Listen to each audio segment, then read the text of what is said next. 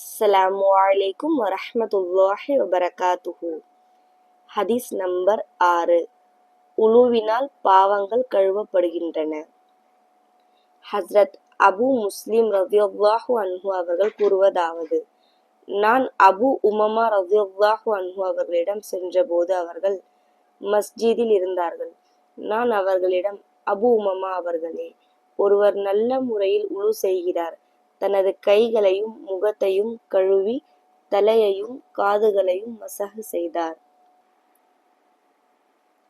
பிறகு ஃபர்லு தொழுகையை தொழுதால், அன்றைய தினம் அவருடைய கால்கள் செய்த பாவங்களை, கைகள் செய்த பாவங்களை, காதுகளால் நிகழ்ந்த பாவங்களை, கண்கள் செய்த பாவங்கள் மற்றும் மனதில் எண்ணிய பாவங்களை அல்லாஹ் மன்னித்து விடுகிறான். இந்த ஹதீஸை தாங்கள் திருநபி ஸல்லல்லாஹு அலைஹி வஸல்லம் அவர்களிடம் கேட்டதாக ஒருவர் என்னிடம் கூறினார் என்று கூறினேன். அதற்கு அபு உமமா ரலியல்லாஹு அன்ஹு, அல்லாஹ்வின் மீது ஆணையாக நான் பல தடவைகள் இதனை அருமை நபி ஸல்லல்லாஹு அலைஹி வஸல்லம் அவர்களிடமிருந்து கேட்டுள்ளேன் என்று கூறினார்கள்.